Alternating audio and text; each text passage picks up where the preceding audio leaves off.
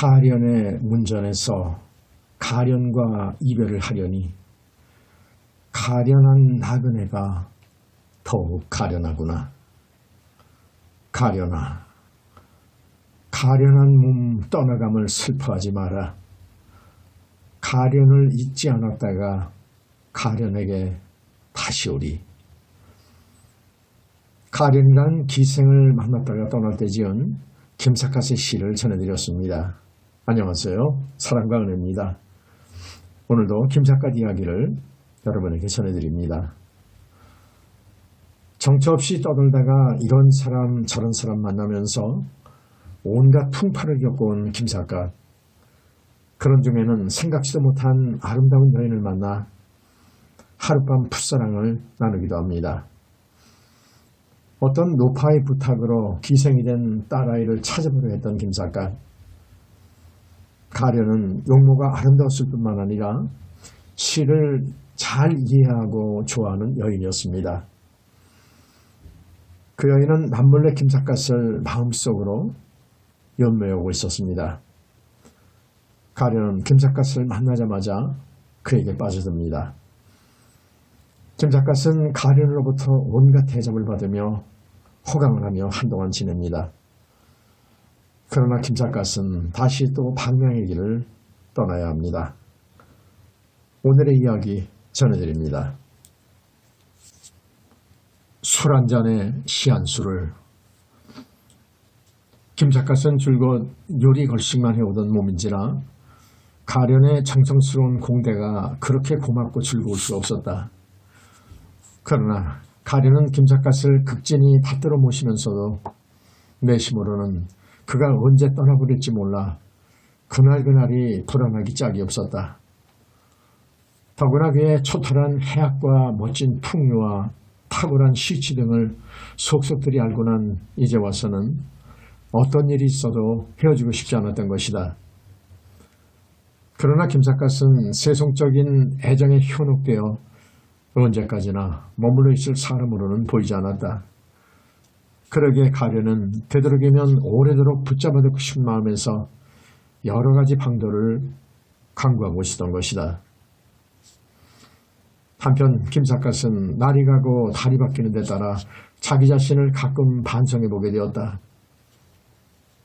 내가 팔자에도 없는 이런 호강을 하고 있는 것이 과연 옳은 일일까? 김삿갓은 날이 갈수록 가련에게 정이 깊어가는 것을 어찌할 수가 없었다.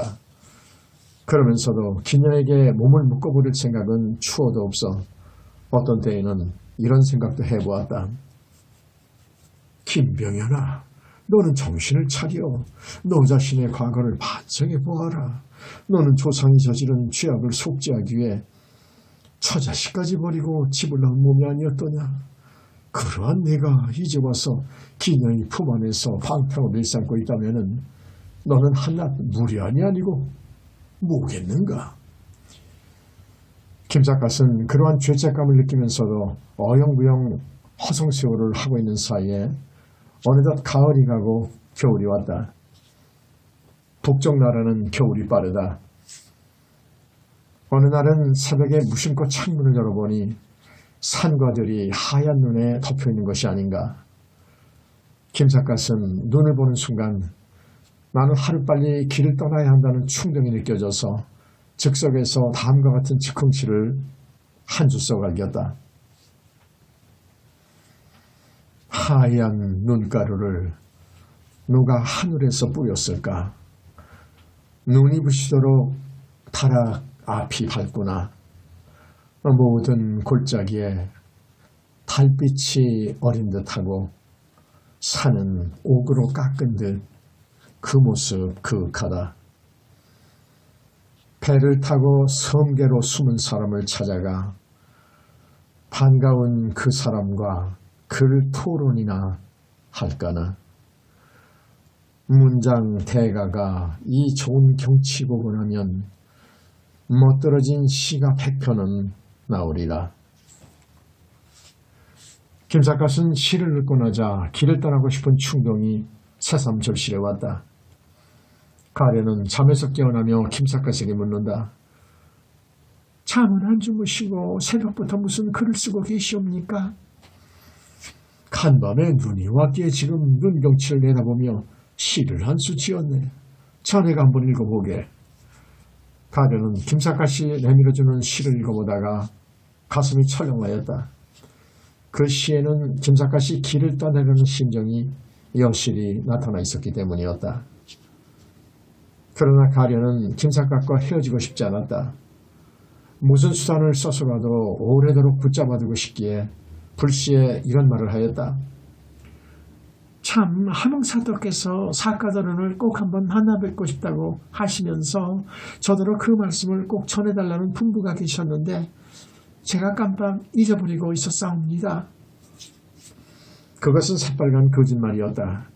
언젠가 함흥부인 홍치준이 자식들을 가르쳐줄 훈장을 구하는 중이라는 말을 들은 일이 있기에 김삿갓을 훈장으로 천거해보려고 창졸간에 그런 거짓말을 꾸며냈던 것이다. 김삿갓은 가련의 말을 듣고 적이 놀란다. 뭐 사또가 나를 만나잔다고? 함흥사또가 누군데 나를 만나고 싶어한단 말인가? 홍치준이라는 분이옵니다. 사카도르는 그분을 모르시지만 그분은 공호스님을 통해 사카도른을 잘 알고 계시옵니다. 시를 좋아하는 사람치고 사카도른의 성함을 모르는 분이 어디 있겠사옵니까? 내가 그렇게도 유명해졌는가? 이러나 저러나 무슨 일로 나를 만나자는 것이야? 무슨 용무로 만나고 싶어 하는지 그것까지는 모릅니다. 상대방이 아무리 사또이기로 볼 일도 없는 사람을 만날 필요는 없지 않은가? 나는 그동안에 자네한테 너무도 폐를 많이 끼쳐서 이제는 금년간 길을 떠날 생각이네. 가련은 그 말을 듣고 펄쩍 뛸 듯이 놀라보였다. 그건 안 된 말씀이시옵니다. 사또께서 그처럼 간곡히 말씀하셨는데 사또를 만나 뵙지 않고 떠나시면은 제 입장이 뭐가 되겠습니까? 떠나실 땐 떠나시더라도 떠나기 전에 사또를 꼭 한번 만나 뵙고 떠나셔야 합니다. 자네 처지를 생각하면 그렇기도 하네 그려. 그러면 사또를 만나보고 떠날 테니 자네가 주선을 해주게나. 가련은 가까스로 김삿갓을 붙들어 놓는 데 성공하자 그날로 동원에 달려들어가 홍사또에게 다음과 같이 품했다. 사또 어른께서 자제분들을 위해서 좋은 훈장을 구하고 계시는 중이라고 들었사옵니다. 때마침 유명한 방명시인 김삿갓이 지금 함흥에 와 있사오니 그 사람을 훈장으로 채용하시면 어떠하겠사옵니까? 홍사또는 김삿갓이 함흥에 나타났다는 소리를 듣고 크게 반가워하였다. 뭐야, 방명시인 김삿갓이 함흥에 나타났다고? 그렇지 않아도 일전에 공호스님을 통해서 김삿갓의 얘기를 듣고 나도 꼭 한번 만나보고 싶었느니라. 내가 그 사람의 거처를 알거든 나를 꼭 한번 만나게 해다오. 가련은 머리를 좌리며 아랜다. 그 어른은 지금 저희 집에 묵고 계시옵니다. 그러나 오늘이라도 길을 떠나실 것만 같사오니 그 어른을 훈장으로 붙잡아 두시거든 사또께서 직접 사람을 보내주시옵소서. 저 같은 것이 중간에 나서서는 도저히 안 될 것 같사옵니다. 사또는 그 말을 듣고 통쾌하게 웃는다. 그러고 보면 내가 김삿갓한테 단단히 반한 모양이로구나. 너 자신은 그 사람을 붙잡아둘 자신이 없으니까 나의 도움을 받으려고 그런 수단을 부리고 있는 것은 아니냐? 홍사또는 평소에도 가련의 비범한 재주를 가상하게 여겨오던 처지인지라 기탄 없이 놀려대었다. 가련은 얼굴을 붉히며 대답한다. 훈장으로서는 그분보다 더 훌륭한 분을 모셔오기는 어려울 것이옵니다. 그렇게 말하는 네 심정을 10분 짐작하겠다. 물론 김삿갓이 훈장으로 와주기만 한다면 그보다 더 좋은 일은 없겠지. 그러나 팔도강산을 속속들이 주름잡고 돌아다니는 그 사람이 과연 내 집 아이들의 훈장으로 있어줄지가 의문이로구나.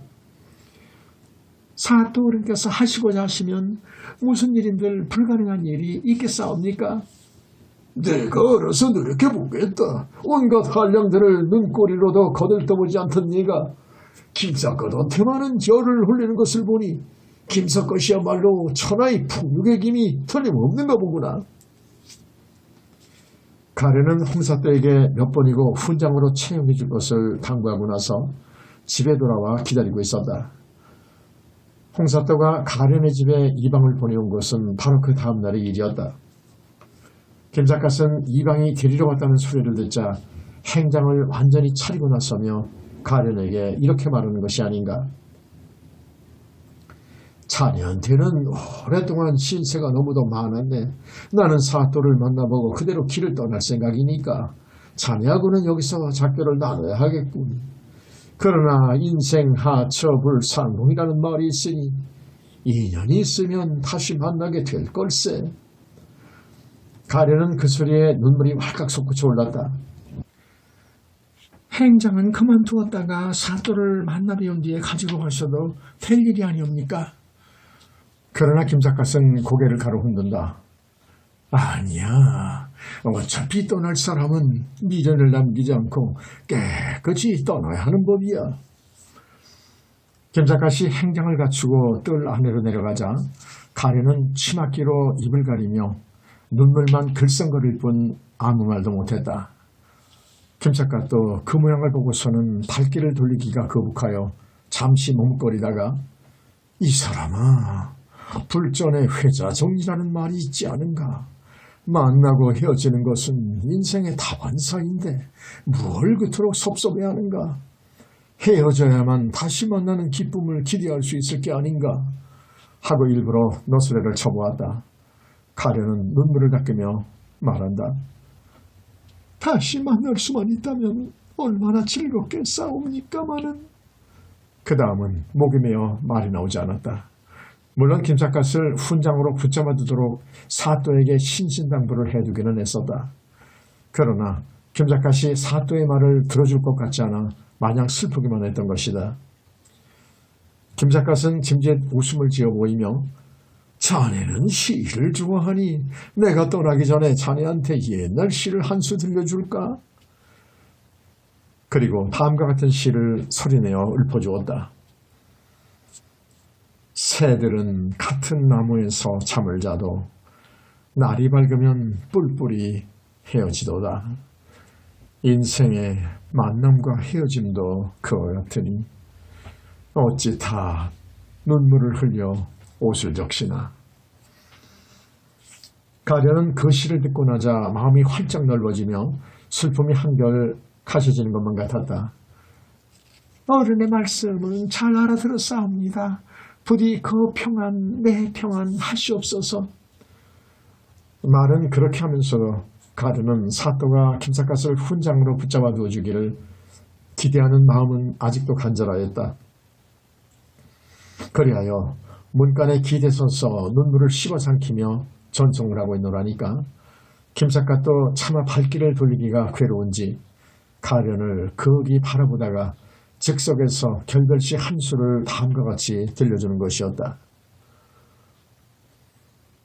가련의 문전에서 가련과 이별하려니 가련한 나그네가 더욱 가련하구나. 가련아, 가련한 몸 떠나감을 슬퍼하지 마라. 가련을 잊지 않았다가 가련에게 다시 오리. 결별시를 들은 가련은 얼굴을 치마폭에 감싸쥐고 어깨를 들먹거리며 흑흑 늦게 울기만 하였다. 김삿갓은 잠시 주저하다가 꽃이 피면 풍우가 많듯 인생에는 이별도 많구나 하고 고시 한 구절을 중얼거리며 허탈한 자세로 발길을 옮겨 나가기 시작했다. 김삿갓은 그 길로 이방과 함께 동원에 도착하여 사또를 만났다. 홍사또는 김삿갓을 반갑게 맞아들여 술잔을 나누며 말한다. 전하의 복명시인 사갓공을 이렇게 만나게 되어 무척 기쁘어이다. 그렇지 않아도 공호 스님을 통해 사갓공의 이야기를 많이 들었기에 꼭 한번 만나고 싶었소이다. 높은 어르신네께서 걸객에 불과한 자를 이처럼 불러주셔서 영광스럽습니다. 골격이라니 무슨 겸서의 말씀을. 나는 한고울의 수정에 불과하지만은 삿갓공은 만인이 우러보는 시인이 아니의. 홍사또는 김삿갓의 기발한 시풍에 평소에도 경탄을 맞이 않아 온 데다가 가련의 간청도 있고 하여 그를 훈장으로 붙잡아두고 싶은 생각이 간절하였다. 그리하여 그의 환심을 사려고 술잔을 권하며 말한다. 공호스님 말씀에 의하면 공호스님은 삿갓공과 시집기 내기를 했다가 혼이 나셨다고 하던데 그게 사실이요? 김삿갓은 손을 내저으며 대답한다. 공호스님은 유불선 모든 경서에 도통하신 대석학이시옵니다. 저 같은 조무래기 선비가 어찌 감히 그런 어른과 시집기 내기를 할 수가 있을 것이옵니까? 그래도 공호스님은 삿갓공에게 시집기 내기를 걸었다가 혼이 나셨노라고 분명히 말씀하시던걸요. 공호스님은 워낙 농담을 좋아하시는 분인지라 농담으로 그런 말씀을 하셨을 것이옵니다. 그 말씀이 과연 농담이었을까요? 홍사또는 고개를 기울이며 의아스러 하다가 참 나도 일전에 장난삼아 공호스님과 시집기 내기를 했다가 대꾸를 못해 창피한 일이 있었다오. 삿갓공이 그 문제를 한번 풀어주시려오? 하고 말한다. 글쎄올시다. 공호스님이 어떤 문제를 제시했기에 사또께서 대를 못 놓으셨다는 말씀이시옵니까? 공호스님은 나에게 자벌레가 자로 땅을 재니 땅은 몇 자나 되는고 하는 식구를 써보이며 나더러 그에 대한 대를 놓으라는 거예요. 그러나 나는 대를 놓을 수가 있어야 말이죠. 꼼짝 못하고 손을 들었답니다. 김삿갓은 사또의 말이 떨어지자마자 웃으면서 즉석에서 이렇게 말해주는 것이 아닌가. 그 경우에는 북두칠성으로 한우를 대니 한우는 몇 마리나 되는고 라고 대를 놓으면 좋을 것이 아니옵니까? 김삿갓이 용구 첩대로 기막힌 명답을 해주어서 홍사또는 무릎을 치며 탄복하였다. 홍사또는 김삿갓과 이야기를 나눠볼수록 그의 박학다식에 놀라움을 금치 못했다. 그리하여 어떻게 하든지 그를 훈장으로 두어 아이들에게 그를 가르치게 하면서 때때로 정사에 대한 자문도 받고 싶었던 것이다. 그래서 술을 권하며 말한다. 너는 사도로서 함흥고을의 정사를 맡아보고 있기는 하지만은 워낙 학식이 천박해 백성들을 다스려 나가는데 부족한 점이 많은 사람이요. 백성들을 잘 다스려 나가려면 어떻게 해야 좋겠소이까? 김삿갓은 천부당 남부당한 말씀이라는 듯 손을 내저으며 대답한다. 미가 아닌 사람이 어찌 그런 어려운 일을 알 수 있겠사옵니까? 삿갓공은 모든 경서에 동달한 분이라고 들었소이다. 사양 마시고 참고가 될 만한 이야기를 꼭 좀 들려주시오. 사또가 하도 졸라대므로 김삿갓은 마지못해 이렇게 대답하였다. 순자의 왕제편에 보면 임금은 배와 같고 백성은 물과 같다라는 말이 나옵니다. 치자와 피치자는 물과 배와의 관계와 같다는 말씀입니다. 물이 없으면 배가 무슨 소용이겠습니까? 그러므로 배가 운행을 자유롭게 하려면 무엇보다도 백성들이 부유하게 살아갈 수 있도록 해줘야 할 것이옵니다. 참으로 좋은 말씀이요. 백성들을 부유하게 해주려면 어떻게 해야 좋겠소이까? 옛 글에 보면 관리들이 꼭 지켜나가야 할 일이 세 가지가 있다고 합니다. 첫째는 나라의 재물을 훔치지 말 것, 둘째는 백성들의 재물을 수탈하지 말 것, 셋째는 매사에 공과 사를 엄격히 분별하여 모든 공사를 공평무사하게 처리해야 할 것 등등입니다.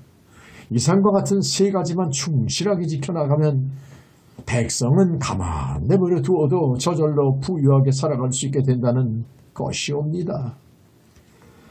김삿갓은 눈 딱 감고 기탄 없이 충고해 주었다. 홍사또는 듣기가 거북한지 입을 다신다. 평범한 사람으로서 모두가 실행하기 어려운 일들이구려. 김삿갓은 다시 입을 열었다. 이왕 말이 난 김에 한 말씀만 더 여쭙겠습니다. 백성들을 힘으로 누르려고 하면 그들은 힘이 부족해 겉으로는 복종하는 듯이 보일 것이옵니다. 그러나 그것은 신복은 아니옵니다. 사또께서는 백성들을 행여 힘으로 다스릴 생각은 하지 마시옵소서. 홍사또는 고개를 거듭 끄덕이다가 이렇게 말하는 것이었다. 참으로 귀한 말씀을 들었소이다. 백성들을 그처럼 올바르게 다스려 나가려면 누군가가 옆에서 나를 항시 깨우쳐주는 사람이 꼭 있어야 할 것 같구려. 미안한 부탁이나 사각공은 우리 집 아이들에게 글을 가르쳐주면서 내 곁에서 나를 항시 도와줄 수는 없겠소이까? 김삿갓은 홍사또의 뜻밖의 요청에 일순간 어리둥절하였다. 예? 저더러 사또댁 자제분들을 위해 훈장이 되어달라는 말씀이시옵니까? 홍사또는 웃으며 말한다. 실은 나에게 아들이 호영제가 있어이다. 그 애들의 교육을 위해 좋은 선생님을 구하던 중이었어. 사각공이 그 일을 좀 맡아줄 수 없겠소이까? 아이들을 맡아주신다면 보수는 특별히 생각해드리기로 하겠소이다. 김삿갓은 훈장이 될 생각은 꿈에도 없었다. 그럼에도 불구하고 남의 의사는 물어보지도 않고 돈 얘기부터 앞세우는 것이 적이 불쾌하였다.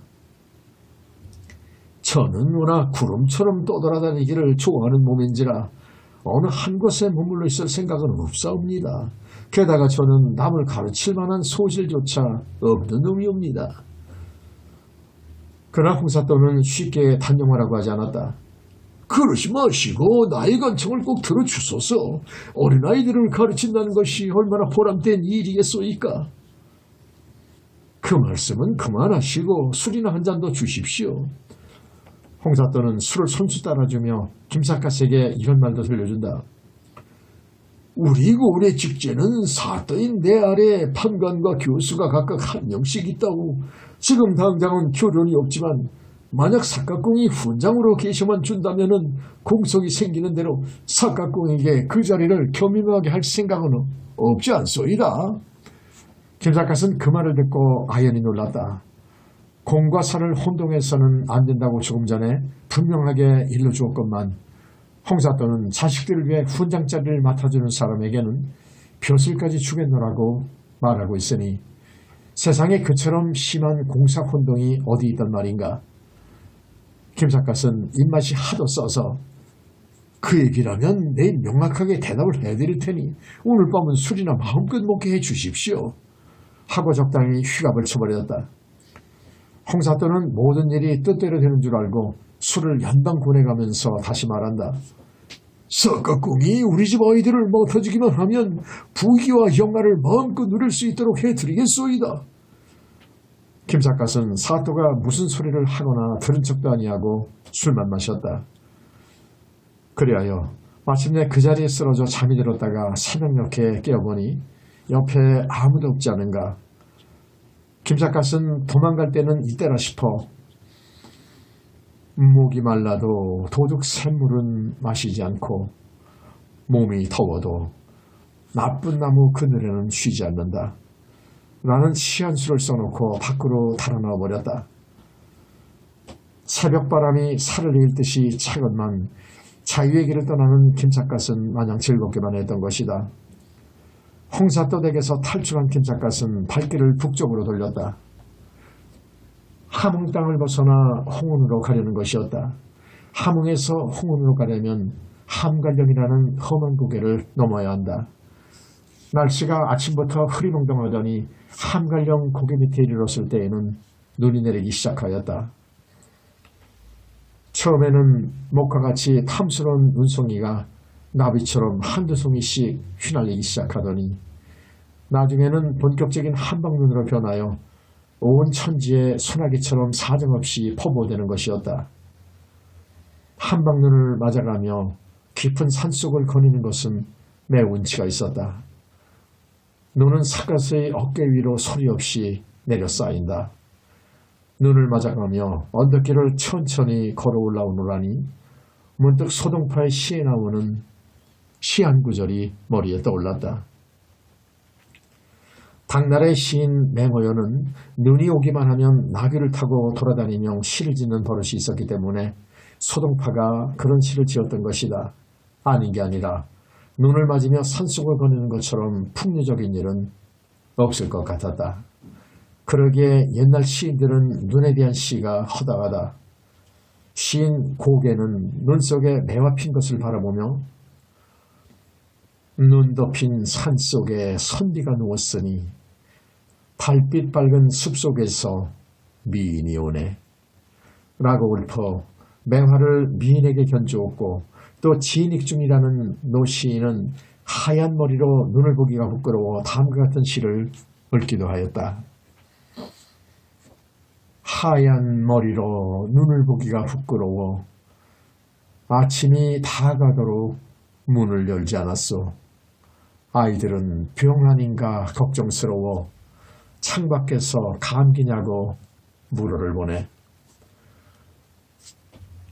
눈은 산에만 오는 것이 아니고 삿갓 위에도 자꾸만 내려쌓여 머리가 무거울 정도다. 산에는 어느덧 눈이 첩첩이 쌓여 모든 산들이 마치 소복을 입은 듯 하얗게 보인다. 그래서 사당 신의여라는 시인은 눈의 경치를 다음과 같이 읊은 일이 있었다. 숲속의 까마귀는 얼어서 날지 못하고 밤새껏 눈이 내려 살인문이 찌들었네. 짐작건대 간밤에 산신령이 죽었으리 모든 산은 저마다 소복을 입었구나. 산이 소복을 입었다고 비유한 것은 참으로 절묘한 표현이었다고 생각되었다. 김 작가는 눈에 관한 옛날 시들을 회상하며 무작정 걸어오다가 문득 깨닫고 보니 산끝을게 조그만 주막이 있었다. 지붕에 하얀 눈을 이고 있는 오두막 술집이었다. 살인문 앞에서 눈을 털고 주인을 부르니 60을 넘은 노파가 방문을 열고 내다보다가 깜짝 놀란다. 아니, 눈 속에 웬 손님이 오시오? 설마 펑펑 퍼붓는 눈을 맞아가며 손님이 나타나리라고는 생각조차 못했던 모양이었다. 함갈령을 넘어가려다 눈을 만났소이다. 그제야 깨닫고 보니 주인 노파는 술장사는 해먹을 망정 머리가 백발인 것이 어딘가 기품이 고상해 보였다. 노파는 방문을 활짝 열어주며 어서 들어와요. 눈이 하도 많이 오길래 이제는 명년 봄이나 돼야 낯선 손님을 구경하겠구나 싶었는데 천만 뜻밖에도 생각조차 못했던 마지막 손님이 오셨구려 라고 말하며 김삿갓을 진정으로 반갑게 맞아주는 것이었다. 김삿갓은 방 안으로 들어가다가 마지막 손님이라는 말을 듣고 어리둥절하였다. 마지막 손님이라뇨? 그게 무슨 말씀입니까? 주인 노파가 웃으며 대답한다. 여기는 눈이 많은 고장이라서 눈이 한번 오기 시작하면 열흘이고 20날이고 계속해 퍼붓는다우. 그래서 삼동에는 뜨내기 손님이 한 사람도 없다우. 겨울 동안에 손님이 그렇게도 없어가지고서야 어디 장사가 되겠습니까? 이웃마을 늙은이들이 간간히 놀러 오기나 할 뿐 한갈령을 넘나드는 뜨내기 손님은 한 사람도 없는 걸 어떡하오? 저는 홍원으로 가는 길인데 눈 때문에 벌써부터 함갈령을 넘을 수 없게 되었다는 말씀입니까? 벌써가 뭐야? 함갈령에는 보름 전부터 눈이 잔뜩 쌓여서 사람들이 얼씬도 못하는걸. 지금이라도 눈만 멎으면 그런 데로 넘어갈 수는 있겠지요. 함갈령 꼭대기에는 눈이 20자나 쌓여 있어서 명년봉까지는 누구도 넘어가지 못한다우. 그러니까 홍원에 가는 것만은 깨끗이 단념했다가 명년봄에나 가도록 하시오. 김삿갓은 그 말을 듣고 눈앞이 아뜩해 왔다. 삼동을 산중에서 보낸다기로 겁낼 것은 없지만은 수중에 돈이 한 푼도 없기 때문이었다. 그리하여 그러한 사실을 주인 노파에게 솔직히 고백하는 수밖에 없었다. 나는 노자가 한 푼도 없는데 만약 함갈령을 넘지 못해 할머니 댁에서 교를 하게 되면 어떡하는 것이 좋겠습니까? 주인 노파는 그 소리를 듣고 어이가 없는지 소리를 크게 내 웃는다. 돈이 없으면 굶어 죽을 수밖에 없지. 어떡하긴 뭘 어떡하겠소. 보안이 제법 똑똑한 선비 같은데 돈이 없으면 굶어 죽는다는 사실을 모르셨던가? 밤사이에 눈이 멎을지 모르니 우선 오늘 밤만은 채워주시오. 김삿갓은 염치 좋게 빌붙는 수밖에 없었다. 다음날 아침에도 눈은 여전히 내리고 있었다. 주인 노파의 말대로 눈은 며칠을 두고 계속해 내릴 모양이었다. 사태가 그렇게 되고 보니 김삿갓은 노파의 집에서 겨울을 나기 위해 배짱을 부려볼 수밖에 없었다. 눈이 이렇게 많이 와서는 꼼짝 못하고 할머니 댁에서 겨울을 날 수밖에 없을 것 같은데 돈이 없어 어떡하죠? 노파가 웃으면서 대답한다. 돈이 없으면 굶어 죽을 수밖에 없다고 말했는데 그 말을 잊어버리셨던가? 내일부터는 밥을 주지 않을 테니 그리 알아요. 좋습니다. 할머니 댁에서 굶어 죽으면 할머니께서 장사는 지내주실 것이 아닙니까? 주인 할머니는 그 말을 듣고 입을 크게 벌려 웃는다. 젊은 선비의 배짱 하나만은 알아줘야 하겠구려. 그리고 술상을 차려다 주며 팔다 남은 술이 있는데 버리기는 아까우니 우선 술이나 한 잔 들어요. 어디로 보나 주인 노파는 사람을 굶어 죽이도록 악독해 보이지는 않았다. 다음날도 눈은 계속해 오는데 주인 노파는 한 끼도 거르지 않고 밥을 듬뿍듬뿍 갖다 주며 그때마다 웃으면서 이것은 마지막 사자밥이니 그런 줄 알고 이제부터는 굶어 죽을 줄 알아요. 하고 입심을 부리기를 잊지 않았다. 그러나 그토록 지독한 악담이 결코 악담으로 들리지 않아 김삿갓은 밥을 먹을 때마다 주인 노파의 숨은 온정이 고맙기 그지없었다. 주인 노파는 밥만 공짜로 먹여주는 것이 아니라 저녁에는 술도 꼬박꼬박 갖다 주면서 이것도 팔다 남은 술이야. 버리기가 아까우니 눈 딱 감고 마셔두어요. 하고 말하는 것이었다. 어느 날 석양 무렵에 김삿갓은 술이 거나하게 취하여 밖을 내다보니 눈경치가 아름답기 그지없었다. 그리하여 술을 마셔가며 다음과 같은 즉흥시 한 줄을 읊었다. 눈 오는 날은 많고 맑은 날은 드물어 앞산도 희거니와 뒷산도 희구나. 창을 열어보니 사방이 유리벽이라. 아이에게 눈을 쓸지 말라 일러두리라. 눈 경치를 보고 실지는 것이 흥치 있는 일이기는 했지만은 기나긴 삼동을 주인 할머니와 단둘이 보내자니 무료하기 짝이 없었다. 그리하여 언젠가는 주인 노파에게 이런 농담을 걸어본 일도 있었다. 할머니는 한겨울을 혼자 보내려면 무척 심심하셨을 텐데 내가 마을동무가 되어드려서 무척 고마우시죠? 무슨 소리야. 내게는 늙은 애인들이 여러 명 있다고 때때로 찾아올 테니 두고 보아요. 마침 그때 문 밖에서 인기척이 나더니 할망구 계신가? 하는 소리가 들려왔다. 주인 노파는 목소리만 듣고도 누가 왔는지 대본을 알 수 있는지 김삿갓에게 싱긋 웃어 보이며 서서 하는 신령감이 찾아왔구먼 하고 말한 뒤에 바깥에다가 큰 소리로 외친다. 서서 하는 신령감이시지요. 어서 들어와요. 그러자 방문이 덜컥 열리면서 70이 다 되어 보이는 육척거부의 노인이 불쑥 들어온다. 그는 주인 노파가 혼자 있는 줄 알고 방 안으로 들어서면서 할망구는 그동안에 내가 얼마나 보고 싶었나. 내가 며칠 동안 오지 않아서 마음이 싱숭생숭했겠지. 하고 농담을 함부로 직결해대더니 옆에 김삿갓이 앉아있는 것을 보고 벼랑간 주춤해진다. 주인 노파는 재빠르게 그런 눈치를 채고 김삿갓을 서서하는 신령감에게 이렇게 소개하는 것이었다. 내게는 그동안에 젊은 애인이 하나 생겼다오. 새 애인이 원수 같기는 하겠지만 서로 인사나 나누고 지내시오. 이쪽은 홍원으로 가다가 눈에 발이 묶여버린 김삿갓이라는 선비 양반님, 저쪽은 서서하는 신영감이라는 별명으로 통하는 신재춘 영감님이라고. 주인 노파는 익살맞게 소개를 해주었다. 신재춘 영감은 김삿갓이 젊었음을 알고 기분이 좋지 않은지 나더러 항상 늙었다고 구박을 하더니 할망구한테는 이제야 젊은 애인이 생겨서 소원을 성취한 셈이군 그래 하고 은근히 비양거려 보았다. 그러나 주인 노파는 웃음을 웃어가며 멋들어지게 받아넘긴다. 아따 늙은이가 샘도 많으시오. 고목의 꽃이 피었기로 샘을 낼 건 없지 않아요. 그러나 옷은 새 옷이 좋아도 님은 허님이 좋다는 말이 있지 않소. 내가 아무리 환장을 했기로 옛님을 잊어버리기야 했겠소. 신재춘 노인은 그 말을 듣고 기분이 매우 좋은지 그래 그동안 내가 오지 않은 사이에 이배하는 친구가 몇 번이나 다녀갔는가 하고 주인 노파에게 물어보는 것이었다. 주인 노파는 김삿갓에게 눈을 찡긋해 보이며 신노인에게 이렇게 대답한다. 그 영감은 내가 보고 싶지도 않은지 한동안 얼씬도 하지 않는다오.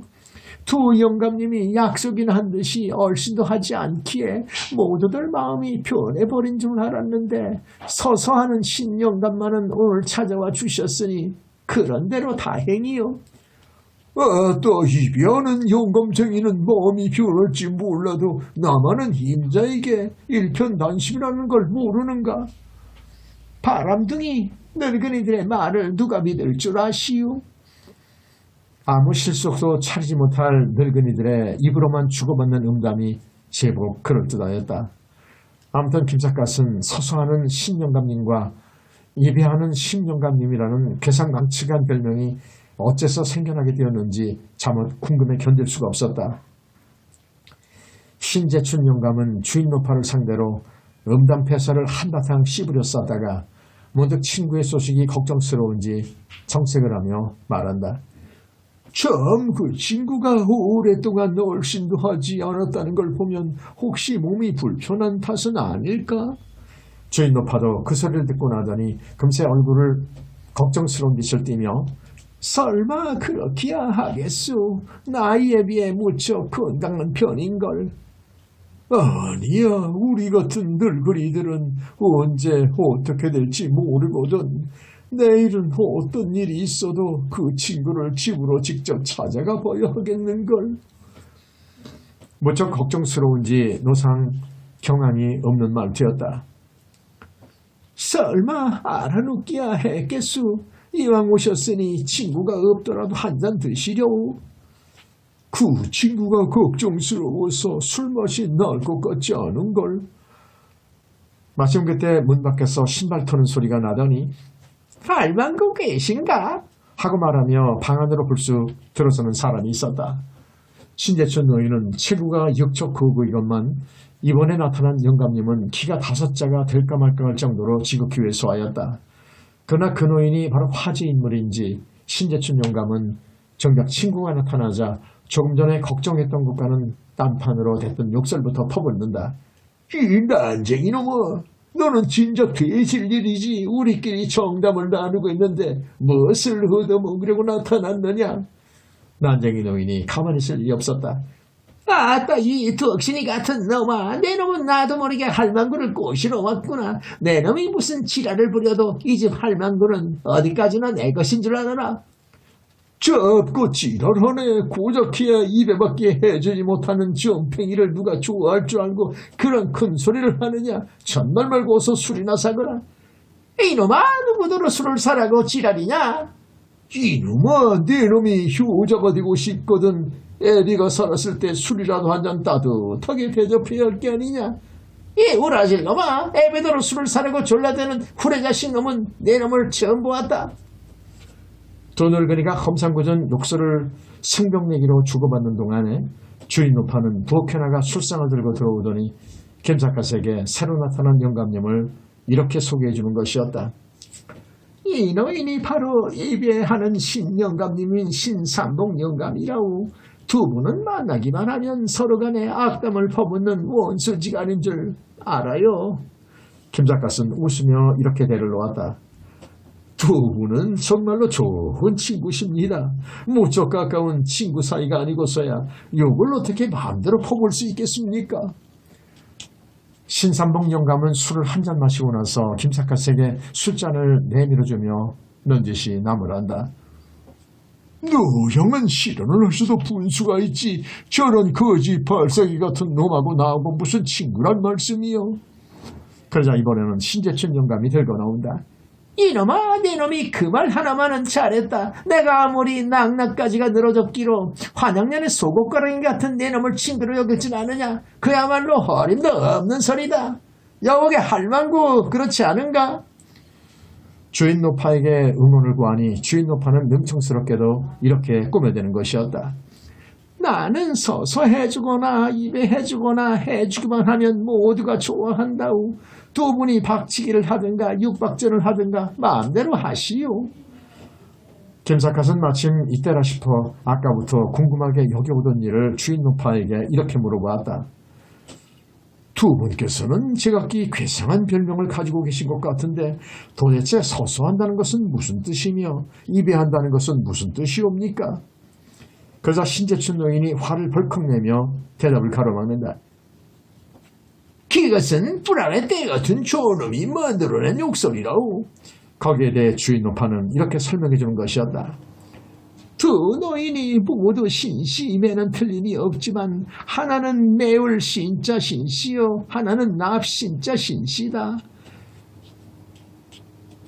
그런데 납신자 신시는 신삼복 노인을 어느 날 신재춘 노인의 아들을 길거리에서 만나자 너는 서서 만든 놈의 자식이로구나 하고 놀려준 일이 있었다. 신자는 설립자와 열십자로 되어 있는 글자이므로 서서하는 10이라는 뜻으로 그렇게 비꼬아 주었던 것이다. 신재춘 노인은 아들에게서 그 말을 듣고 노발대발하며 즉석에서 이렇게 말했다. 매울 신자 신씨가 서서하는 놈이라면 납신자 신씨는 말뜻같이 꼿꼿한 것이 입에 박혀있으니 납신자 신가놈은 입에 하는 놈이 아니다냐. 말할 것도 없이 그것은 신자를 입구자와 열십자로 나눠놓고 한 말이었다. 그런 일이 있고 나서부터 그 부근 일대의 사람들은 신씨 가문을 서서하는 가문이라 부르게 되었고 신씨 가문을 입에 하는 가문이라는 별명으로 통하게 되었다는 것이었다. 김삿갓은 두 가문의 별명의 이별을 듣고 배꼽이 빠지도록 웃었다.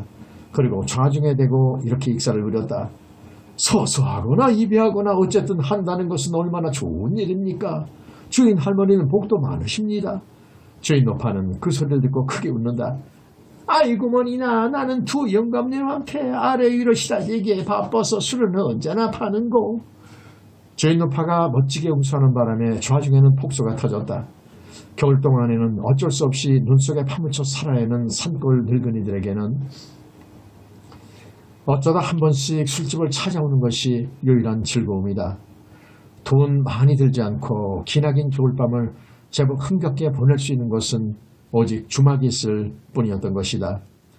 김삿갓은 주막에서 겨울을 나는 동안에 멀고 가까운 마을에서 찾아오는 많은 늙은이들을 알게 되었다. 그들은 입심도 보통이 아니었지만은 익살도 풍부하기가 이를 데 없었다. 그런 늙은이들 중에는 초시 영감님이라고 부르는 70노인도 한 사람 끼어 있었다.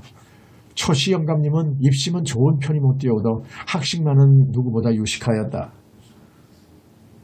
이름을 오성보라고 부르는 그는 술을 얼마나 좋아하는지 그의 친구들은 그를 성보라고 부르는 대신에 주보라고 불러올 정도였다. 어느 날 김삿갓은 그 노인과 함께 술을 마시다가 어르신네께서는 술을 무더니도 좋아하시는군요 하고 말했더니 어머니는 대답 대신에 하늘이 만약 술을 좋아하지 않으면 주성이라는 별이 어찌 하늘에 있으며 땅이 만약 술을 좋아하지 않으면 땅에 주천이라는 셈은 없었을 것이요 하고 이태백의 시 한 구절을 읊어주었다. 자기 자신은 하늘과 땅의 섭리에 순응하여 인생을 술로서 즐겁게 살아오느라고 하는 말이었다. 그래도 술이 인생의 전부일 수는 없는 일이 아니옵니까? 김삿갓이 다시 그렇게 물어보았더니 오노이는 이번에는 다음과 같은 자작시한수를 읊어 보이는 것이 아닌가. 어느덧 70 나도 이제 죽을 나이 뼈를 묻을 산이야 어딘들 없으리요. 바라건대 옹기점에 흙 속에 묻혔다가 술단지가 되고 싶소. 술잔이 되고 싶소. 김삿갓은 그 시를 듣고 오노의 철두철미한 애주정신에 머리가 절로 수그러졌다. 일찍이 이태백은 술 한 잔에 시 한 수를 지었다고 하여 시성이니 주선이니 하고 불러왔었다. 주선이란 반드시 시를 잘 지어야만 하는 것은 아니다. 죽은 뒤에 명당에 묻히고 싶은 것이 만인의 욕망이건만 오너이는 죽은 뒤에는 술항안이나 술잔이 되고 싶다니 술을 얼마나 사랑하는 증거인가. 참된 주선이 아니고서는 그와 같이 높은 경지에는 도저히 도달할 수 없을 것만 같았다. 그 모양으로 산골 주막에서 어영부영 세월을 보내고 있는 사이에 겨울이 가고 마침내 봄이 왔다. 이제는 김삿갓이 한갈령을 넘어 홍원으로 떠나야 할 때가 온 것이었다.